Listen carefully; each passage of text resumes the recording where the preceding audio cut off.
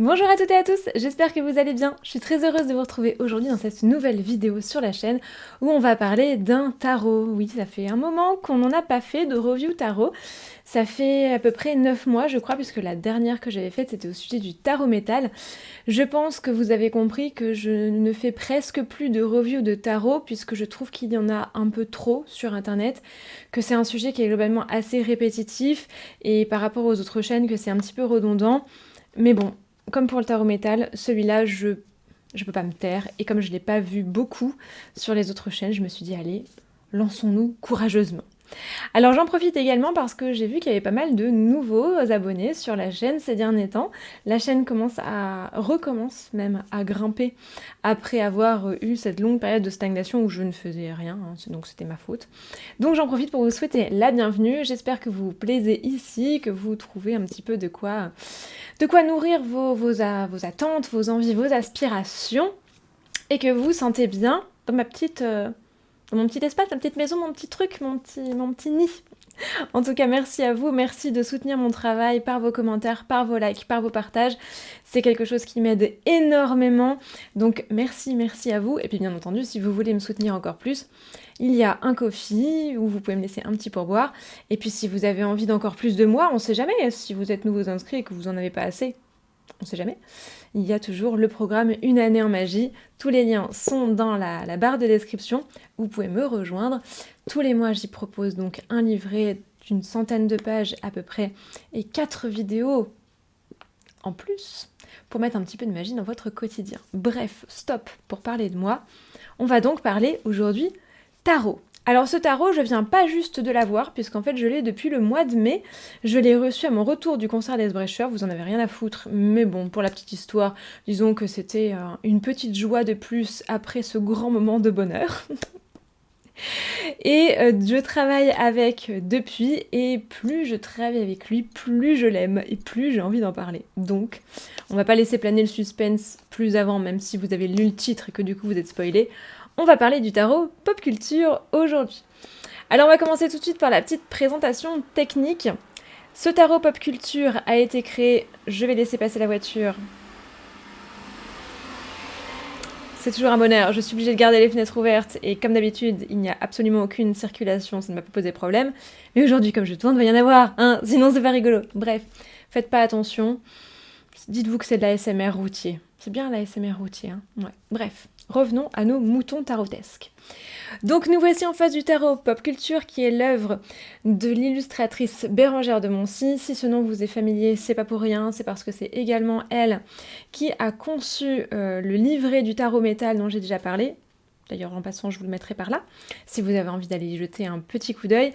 Bref, Bérangère de Moncy, je la connais bien en tant qu'autrice de tarot, j'apprécie énormément son travail, et j'ai eu l'occasion d'échanger un petit peu avec elle sur les réseaux sociaux, et en plus d'être une artiste de talent, et une personne très talentueuse pour comprendre comment fonctionne le tarot, et bien il se trouve que c'est aussi un très joli être humain.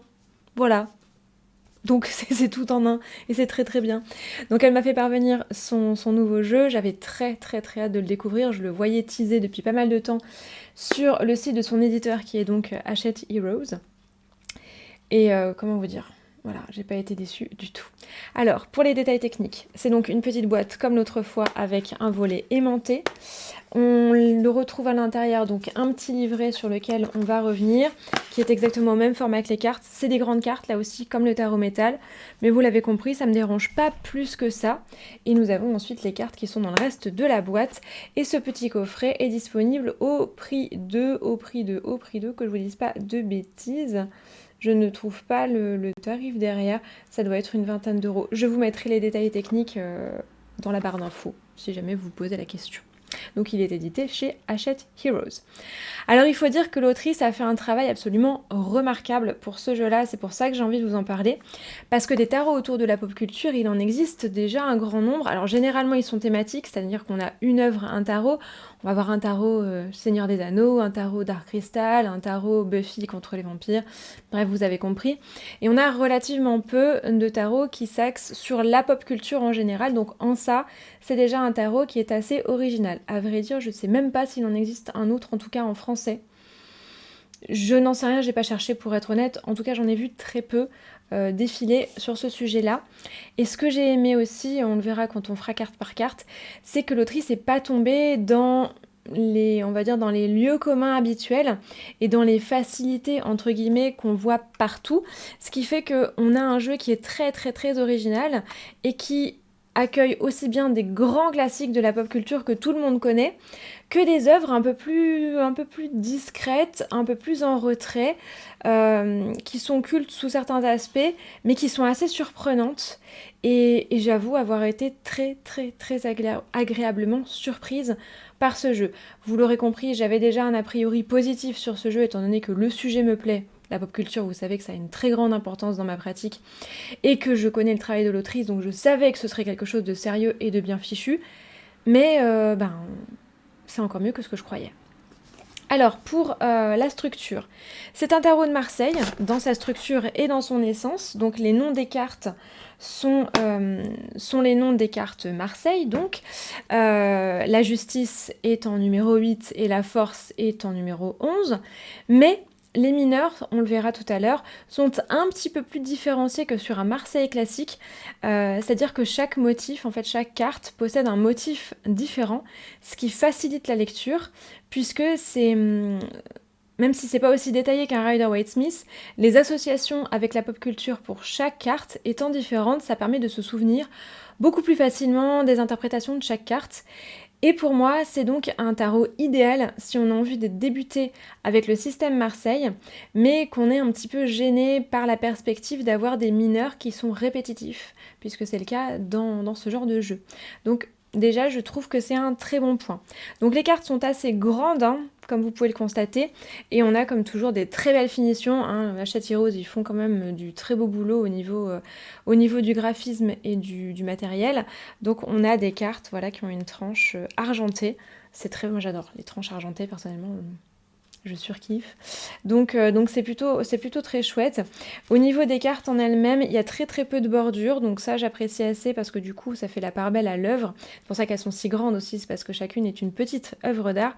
On a le nom de la carte qui est mis de façon assez discrète en bas, et on a un dos qui est tout à fait esthétique, qui est très joli, très très simple, et qui du coup fait très bien son taf, je trouve. Alors on va partir à la découverte des cartes. On va commencer par l'arcane majeur et on va détailler un petit peu tout ça. Alors, oui, je vous ai pas parlé du livret. Parlons du livret quand même, avant toute chose. Alors le livret qui reprend le dos des cartes, j'aime beaucoup, petit détail sympathique. Il est en couleur, ça c'est toujours un bon point également parce que ça permet de travailler un petit peu sur les symboles. Donc comme d'habitude, on nous présente donc l'histoire du jeu, un petit peu son principe, la structure du tarot, quelques liens avec la numérologie également, et puis des petits exemples de tirage. Comment utiliser le tarot, comment utiliser le livret, comment préparer son jeu également. Donc on a des tirages assez originaux que j'aime bien. Alors il y a les tirages classiques, une carte, 3 cartes, et la croix bien entendu. Mais il y a des tirages super chouettes, il y a un tirage sur l'imagination que j'ai trouvé très très sympa en lien avec la pop culture, et un tirage que j'adore qui s'appelle « Être le héros de sa propre vie ». Celui-là, je l'adore, vraiment, il est vraiment génial. Et quand on a envie de reprendre sa vie en main, quand on traverse une phase un petit peu difficile, je le trouve particulièrement pertinent. Et donc ensuite, on a les significations de chaque carte. Donc, comme pour le tarot métal, on a la carte qui est en pleine page d'un côté et sa petite interprétation de l'autre. Ce que j'aime bien, c'est qu'il y a aussi un petit espace pour les notes. Donc si on a envie de rajouter des choses en lien avec l'œuvre, parce que bon, les œuvres, étant donné qu'elles appartiennent à la pop culture, eh bien elles font peut-être partie de notre paysage imaginaire personnel. On y attache peut-être des significations personnelles qu'on aurait envie d'ajouter au livret. Et ça, je trouve que c'est un ajout qui est super intéressant. Et au niveau donc des mineurs, on a une page par carte. Donc c'est très bien, toujours avec un petit espace de notes. Donc je trouve ça vraiment bien fichu et bien pensé. C'est simple, basique, efficace et c'est très facile à prendre en main. Revenons donc à notre arcane majeur. Donc on va passer carte par carte, je vais vous les montrer et puis on verra si c'est quelque chose qui est susceptible de vous plaire, mais j'en doute pas, je pense que c'est quelque chose que vous allez bien aimer. On commence tout de suite donc avec la carte du mat qui est représentée par Link, donc le personnage phare des jeux vidéo Zelda. Au niveau du Battler, nous avons le personnage d'Ichabod Crane qui nous vient donc du film Sleepy Hollow de Tim Burton. La papesse, j'aime beaucoup ce choix, c'est Hermione Granger de la saga Harry Potter qui fait une papesse formidable, je trouve, pour son lien avec les livres, le secret, le fait de décrypter des choses.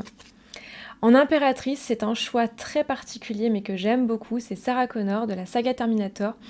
Et même si ça peut surprendre un petit peu au départ, faut pas oublier que Sarah Connor, c'est quand même un personnage créateur, étant la mère du personnage qui va déclencher un petit peu toute l'intrigue. On a cette idée d'une mère créatrice que je trouve extrêmement pertinent pour l'impératrice. Pour l'empereur, nous avons Aragorn du Seigneur des Anneaux, un très bon choix également. On reste dans le Seigneur des Anneaux avec le pape, ça surprendra personne de retrouver le personnage de Gandalf. Au niveau de la carte de l'amoureux, là aussi, c'est une très bonne idée et très originale. On a donc un double personnage, Oscar de Jarjaille et André Grandier du manga shoujo La Rose de Versailles, qui est très intéressant également. Alors le chariot, je crois que c'est une de mes préférées, honnêtement. J'adore l'idée. C'est la DeLorean de Retour vers le futur. C'est un chariot tellement parfait.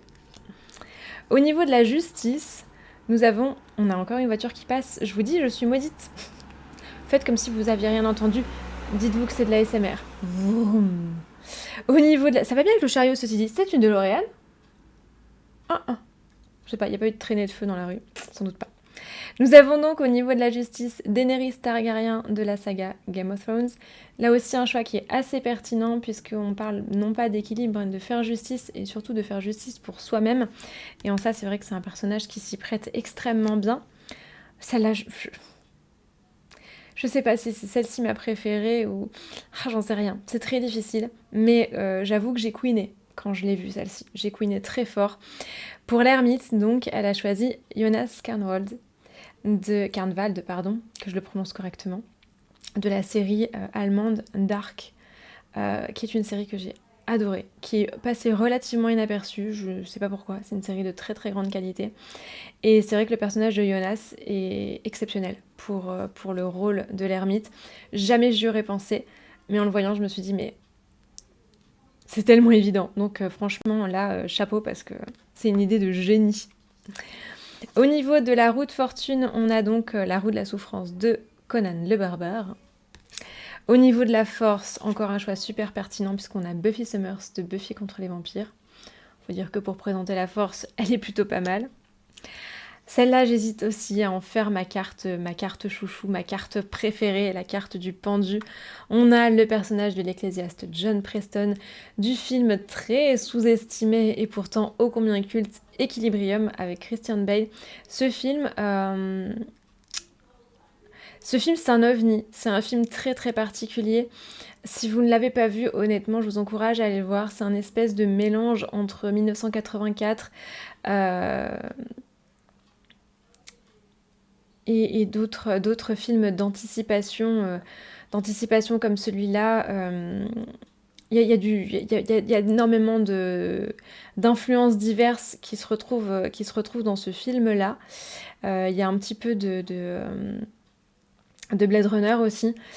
C'est un ovni ce film et il est merveilleux. Et d'avoir choisi cette scène-là, si jamais vous avez vu le film, vous aurez reconnu la scène magnifique où John Preston arrache le filtre opaque qui obscurcit ses vitres et qui l'empêche de voir à l'extérieur. Pour le pendu, le fait de changer de point de vue, de sacrifier des choses, d'abandonner, de tout renverser, là encore, j'étais sans voix et j'ai queené très fort quand j'ai vu cette carte-là. Pour l'arcane sans nom, nous avons John Wick. C'est plutôt très pertinent également. Pour la tempérance, nous avons Paul Atreides du roman et du film maintenant. Du film maintenant. Il y en a eu un autre avant, mais là on n'est plus dans le film actuel. Donc Dune. Pour le diable, là aussi c'est une de mes préférées. On a bien entendu Beetlejuice, je ne prononcerai son nom qu'une fois. Qui fait un diable fabuleux, je trouve aussi. Pour la Maison Dieu, là aussi un choix super original et super intéressant puisque c'est Eric Draven de The Crow, qui est un choix assez merveilleux. J'aime beaucoup cette carte qui est tout en contraste, en clair-obscur, je la trouve sublime. Pour l'étoile, nous avons les Sœurs Halliwell de Charmed, la première version. Le reste, on va éviter d'en parler. Ça n'a jamais existé. Pour la lune, bien entendu, Sailor Moon. Who else? Pour le soleil, là j'ai queené très très très très fort aussi. Référence à une de mes séries préférées de tous les temps, Stargate SG1, avec le personnage de Ra. Forcément. Mais là vraiment, j'adore. Pour le jugement, nous avons Harry Potter, mais pas n'importe lequel. On l'a au moment où il utilise la pierre de résurrection. Du coup, c'est extrêmement pertinent et c'est une scène très particulière, le fait de mourir, de revenir à la vie, etc. Et enfin, pour le monde, nous avons Neo de Matrix, bien entendu, là aussi. Une idée que je trouve assez géniale. Donc vous voyez, au niveau des arcanes majeures, on a quand même des choses qui sont assez originales, qui sont assez pertinentes, qu'on ne voit pas partout. J'ai beaucoup aimé justement des références à des séries un peu inaperçues comme Dark, ou à des films qui, bien qu'ils soient devenus cultes, sont relativement peu connus comme Equilibrium. Bref, ça m'a énormément plu. Alors on va regarder la série des épées cette fois. Alors au niveau des mineurs, donc les mineurs, comme je vous l'ai dit, ne sont pas franchement historiés dans le sens où elles ne représentent pas des scènes, mais elles reprennent des éléments en fait qui sont en lien avec la pop culture et qui permettent de faire un petit pont et de cultiver des moyens mémotechniques. Et la suite des figures fait intervenir des personnages d'une seule et même œuvre, donc ça donne une certaine cohérence que je trouve particulièrement bienvenue. Alors au niveau des épées, l'As c'est le carnet de Death Note qui est un très très bon choix pour l'As. Pour le 2, nous avons le tournevis sonique de Doctor Who. Pour le 3, nous avons les sabres de Roronoa Zoro du manga One Piece. Pour le 4, j'adore, le parapluie de Kingsman. Je trouve l'idée géniale. Le 5, encore plus génial puisque c'est le Proton Pack de Ghostbusters. Le 6, je l'adore aussi, référence à un de mes films favoris de tous les temps, Les mains d'Edouard aux mains d'argent. Je trouve ça vraiment génial pour des épées. Je vais dire beaucoup de fois le mot génial. Vous l'avez compris, j'aime ce jeu d'amour fou. Pour le 7, nous avons la Dragon Slayer de Berserk, qui a l'air comaque, n'est-ce pas? Pour le 8, nous avons le Silent Glaive de Sailor Moon. Pour le 9, nous avons le sabre à fil inversé du manga Kenshin le Vagabond. Pour la 10, encore une de mes préférées, les Keyblades du jeu vidéo Kingdom Hearts. Si vous ne connaissez pas Kingdom Hearts, c'est un jeu vidéo assez particulier qui mélange entre autres Final Fantasy et Disney. Pourquoi pas? On n'en rêvait pas forcément, mais Enix l'a fait. En tout cas, c'est des jeux qui sont très très bons. Et donc au niveau des figures sur cette série-là, on est sur Hercule Poirot. J'ai trouvé ça vraiment génial parce que là encore, c'est un truc qu'on retrouve pas beaucoup dans la pop culture actuelle et personnellement j'adorais Hercule Poirot. Je sais qu'il y a au moins une de mes abonnées qui aime beaucoup Hercule Poirot. Je te fais un coucou en passant, elle se reconnaîtra. Mais vraiment, j'ai adoré la retrouver là. Donc au niveau du valet, nous avons la secrétaire emblématique d'Hercule Poirot, Miss Lemon. Nous avons ensuite pour le cavalier son compatriote, acolyte et partenaire, le capitaine Arthur Hastings. Nous avons ensuite son amie qui est elle aussi autrice de romans policiers, Ariadne Oliver. Et évidemment le roi, eh bien, c'est Hercule Poirot lui-même avec son emblématique moustache. Bref, j'aime beaucoup cette série, la série des épées. C'est vraiment une de celles dans laquelle j'ai trouvé des associations audacieuses et super pertinentes. Et j'ai un attachement particulier. Il faut savoir que la série des épées, c'est ma préférée dans le tarot. Du coup, je suis particulièrement attentive aux choix qui sont faits par rapport à cette série en particulier. Alors, je sais que c'est particulier puisque les épées, généralement, on n'aime pas trop les tirer. Mais j'aime beaucoup ces mineurs-là. Donc, je ne pourrais pas vraiment expliquer pourquoi sans rentrer en psychanalyse, mais vous avez compris. Alors, au niveau des coupes, cette fois-ci, nous aurons des figures qui seront en lien avec un film d'animation des studios Ghibli que vous connaissez sans doute, qui est le Château ambulant. Mais on commence avec l'As de coupe, qui est le parfum de Yennefer dans les jeux vidéo et la série de romans The Witcher. On sentirait presque le lilas et la groseille à maquereau. Presque. On a ensuite, ça j'adore le choix entre la pilule rouge et la pilule bleue de Matrix. Je trouve ce choix génial pour le 2 de coupe. On a ensuite la situation entre deux mondes de Constantine. Pour le 4, nous avons les rations de survie distribuées aux candidats de Hunger Games. Pour le 5, je l'aime tellement, le fameux cocktail Debout les morts de Retour vers le futur qu'on a tous rêvé d'essayer un jour ou l'autre, ou pas. Peut-être pas. Disons qu'il faut être quand même bien accroché pour essayer de se l'enquiller celui-là. Pour le 6, alors là, pareil, favori absolu, ce film, je l'adore, c'est toute ma jeunesse, toute mon enfance. On a le jeu des poisons du film culte Princess Bride. Là encore, celui-là, si vous l'avez pas vu, que faites-vous encore ici? Foncez, allez le voir. Pour le 7, nous avons le narguilé d'Alice au Pays des Merveilles. Là encore, j'aime beaucoup l'idée, parce que le set de coupe, les illusions, les délires, etc., le narguilé, forcément, on est dans cette scène complètement psychédélique.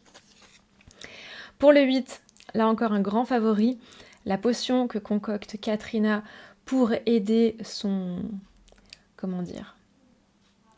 chevalier servant, son amour, Ichabod Crane, dans le film Sleepy Hollow.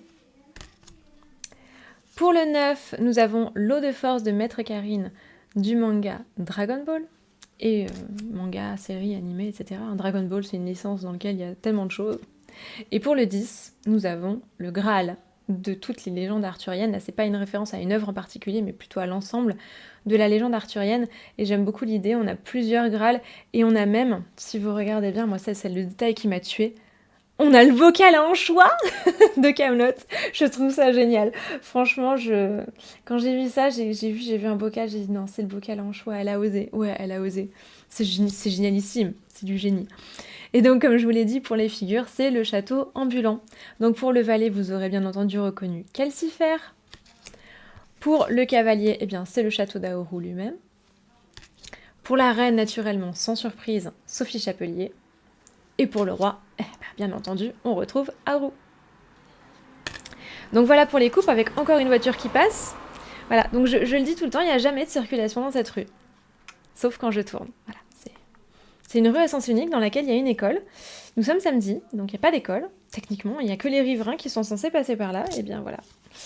Voilà, c'est juste pour m'embêter, je crois. C'est le destin qui me dit du silence? Non. Tu vas avoir des sons bien dégueulasses avec tes voisins qui parlent très très fort et des voitures qui passent. Voilà. Passons donc aux deniers.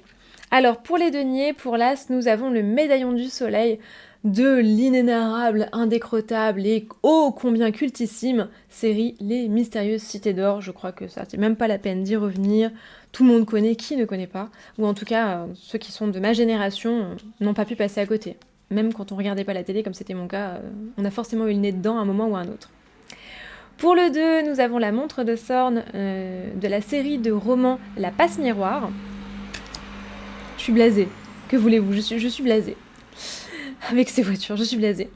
Pour le 3, nous avons les fiches de bibliothèque du film des studios Ghibli. C'est pas un des plus connus, mais je vous encourage très vivement à aller le voir là encore, si tu tends l'oreille.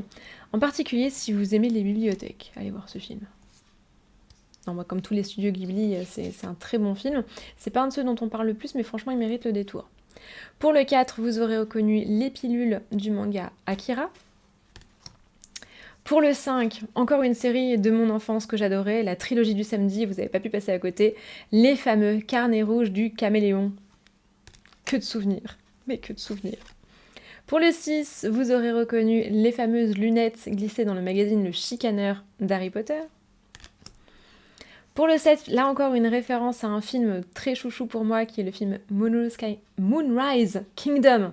Je suis perdue, Moonrise Kingdom, excusez-moi, ma fourche à languer, qui représente donc les masques des enfants en fuite.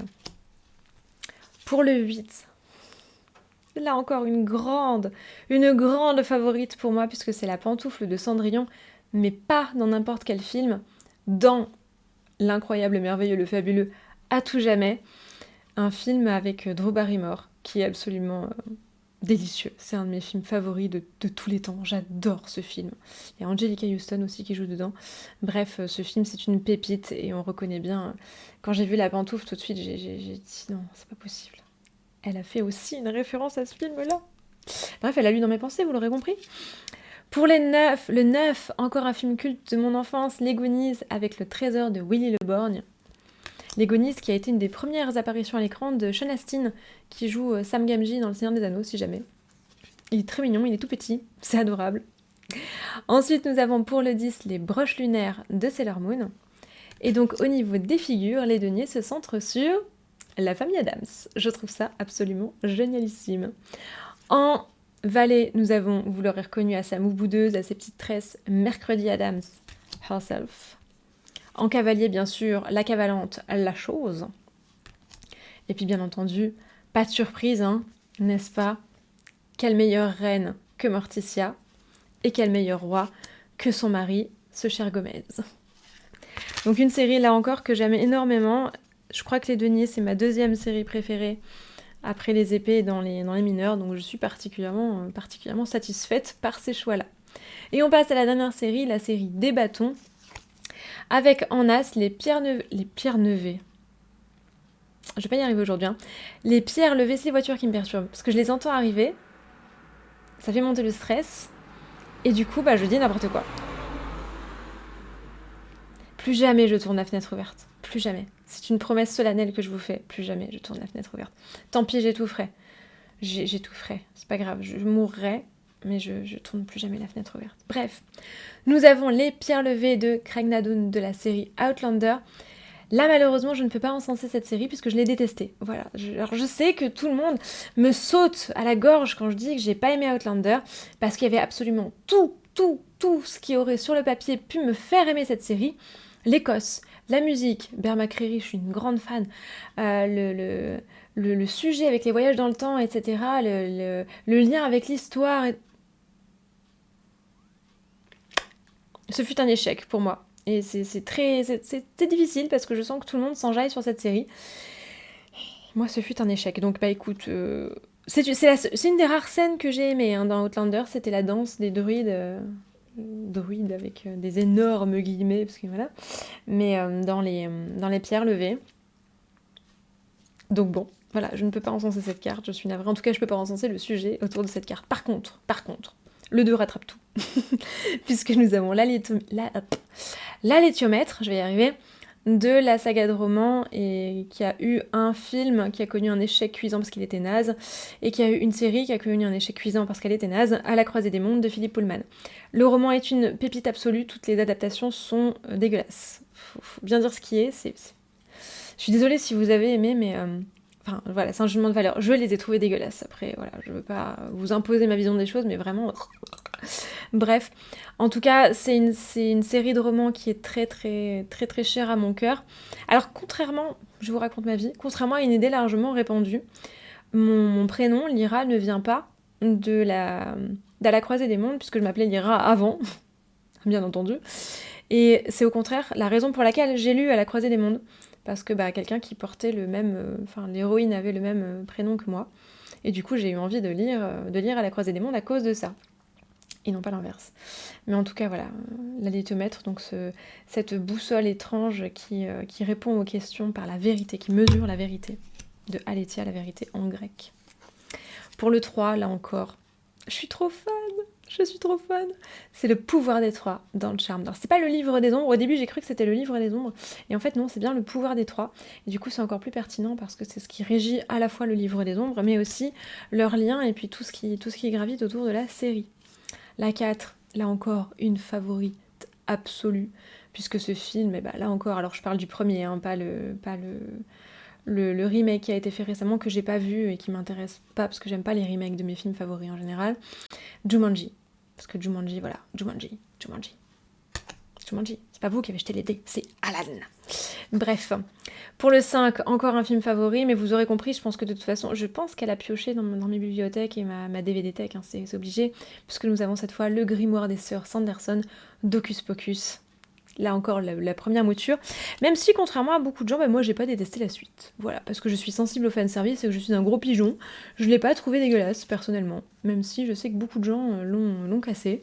Voilà, moi j'ai détesté Outlander et j'ai pas détesté Hocus Pocus 2. Jetez-moi des cailloux. Allez-y. J'aime bien les cailloux de toute façon. En 6, nous avons la guitare d'Eddie Munson de Stranger Things, qui est à mon humble avis la seule série qui vaille le coup d'être regardée ces dernières années, et pas seulement à cause de Jean Roger, hein. Je vous vois venir, parce que Jean Roger n'apparaît que dans la saison 4, et je me suis bouffé les 3 saisons juste avant, donc c'est pas uniquement pour Jean Roger, espèce de mauvaise langue, non, c'est aussi, je pense, le fanservice auquel je suis très sensible, mais il faut dire que c'est une très très bonne série, et honnêtement, c'est la seule série que j'aime depuis Penny Dreadful. Les séries maintenant, je n'y arrive pas. Bref, c'était l'info que vous n'aviez pas demandé. Pour le 7, nous avons le mécanisme mutant d'atmosphère du cultissime Total Recall. Là encore, un film d'enfance, bien entendu. Pour le 8, nous avons le Cosmos, qui est issu du non moins cultissime Saint Seiya.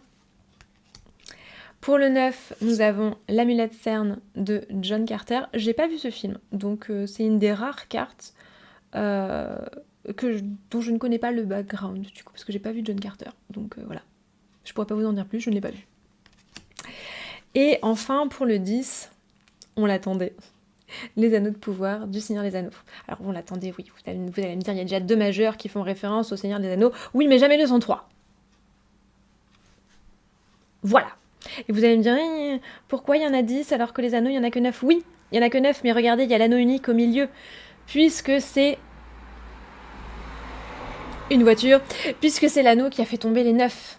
Donc ils sont bien 10. Et enfin, pour la série des figures, là encore, une pépite absolue à mon petit cœur de fans de littérature horrifique et d'histoires de vampires, Entretien avec un vampire. Alors je sais là encore que le film Entretien avec un vampire n'a été validé ni par les fans ni par l'autrice. Cela dit, si on détache le film de son livre mère, je trouve que le film est très bon, ça reste un bon film. Après c'est une adaptation vraiment très moyenne du roman, mais en lui-même c'est un bon film.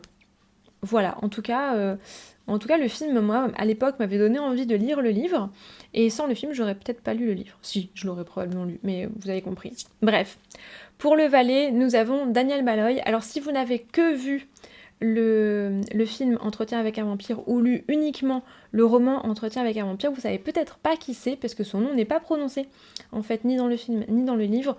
On le connaît que bien plus tard dans la saga, mais c'est le jeune homme qui interviewe Louis, au cours de l'entretien avec un vampire, et qui est interprété par un très jeune Christian Slater, et qui ensuite occupera un rôle bien plus important dans le reste de la saga, mais j'ai trouvé ça très très bien qu'il soit du coup valet à ce moment-là, puisque ça laisse présager de son rôle futur en fait. Je vous en dis pas plus, je veux pas vous spoiler. C'est une série littéraire qui est excellente jusqu'au tome 7-8 à peu près, et qui après est partie complètement en sucette, vraiment. J'ai détesté les 2 derniers tomes, vraiment je les ai haïs. Bon là encore c'est une info que vous n'aviez pas demandé, mais en tout cas j'ai beaucoup aimé le début, en particulier le tome 3, La Reine des damnés, qui est pour moi l'un des meilleurs romans que j'ai jamais lu de toute ma vie. Là encore, info inutile, mais voilà, je vous déballe. Ensuite nous avons en cavalier bien entendu Lestat de Lyoncourt, le trublion préféré. En reine, un choix audacieux, Claudia, qui était interprétée par une très jeune Kirsten Dunst, qui est excellente dans ce rôle. C'est un rôle qui est affreux, qui est très difficile à jouer. Pour une petite fille, ça a dû être abominable, mais elle s'en acquitte avec moult brio. Et enfin, en roi, nous avons donc Louis de Pointe-du-Lac, qui est donc le personnage narrateur d'Entretien avec un vampire. Alors, honnêtement, quand j'ai vu ça au départ, je me suis dit, tiens, c'est un choix curieux d'avoir mis Lestat en cavalier et Louis en roi, parce qu'au premier abord, j'aurais fait l'inverse, simplement en me disant que Lestat avait un rôle bien plus central dans la saga que Louis. Et puis en y réfléchissant, je me suis dit au final c'est très pertinent, puisque Lestat, ce sera un élément perturbateur constant, qui est tout le temps en mouvement, qui bouge, qui voyage, qui rencontre des gens, qui fait des ponts, des liens, qui retourne sa veste sans arrêt, alors que Louis, c'est un personnage très stable, qui reste toujours égal et fidèle à lui-même, et qui est donc beaucoup plus proche d'une figure de roi, qui est une figure d'autorité, de stabilité, et en tout cas de pérennité. Du coup, je vois qu'elle a mieux réfléchi que moi quand elle a conçu son jeu. Bref, vous l'aurez compris, ce jeu c'est un de mes favoris absolus de ces derniers temps et probablement de toute ma collection puisque je l'utilise extrêmement souvent et j'ai eu vraiment beaucoup de plaisir à l'utiliser, j'ai toujours beaucoup de plaisir à l'utiliser et ça me semblait très intéressant de pouvoir vous en parler.